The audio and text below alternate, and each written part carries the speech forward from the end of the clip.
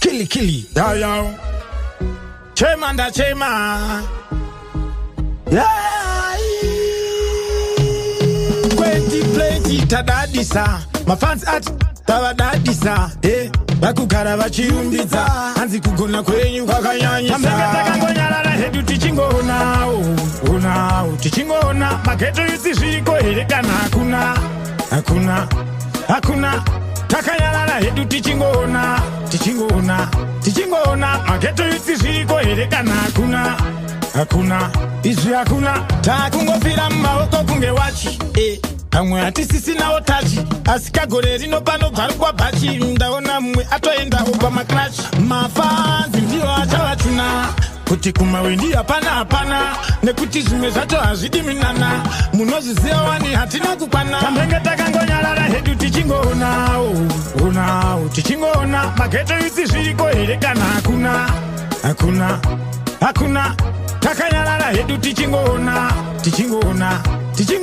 Mageto yusi zviriko here kana hakuna. Izvi hakuna. Vamwe vachiti zviko izvi tichiti hazviko. Vamwe voti kariko izvi toti hakako. Vamwe voti chiriko izvi toti hachiko. Vamwe ndevanoti ariko izvi toti hako. Tikada kuti zviriko izvi toti hazviko. Vamwe vachiti kariko izvi toti hakako. Vamwe vachiti chiriko izvi toti hachiko. Vamwe ndevanoti ariko toti hako. Tambenge takangonyarara hedu tichingona. Tichingona. Mageto yusi zviriko here kana hakuna. Takanyarara hedu tichingona. Mageto yusi zviriko here kana hakuna. Izvi hakuna. Takungofira mumaoko kunge wachi. Pamwe hatisisinawo tachi. Asi kagore rino pano bvarukwa bhachi. Ndaona mumwe atoendawo pamaklachi. Mafanzi ndiwo achavachuna. Kuti kumawendi hapana. Nekuti zvimwe zvacho hazvidi minana. Munozviziva wani hatina kukwana. Tambenge takangonyarara hedu tichingona. Tichingona. Mageto yusi zviriko here kana hakuna. Takanyarara hedu tichingona.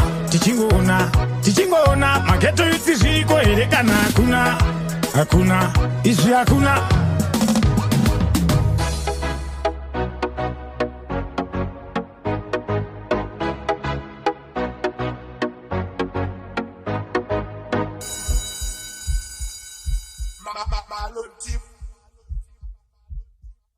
Zim Daily Upload.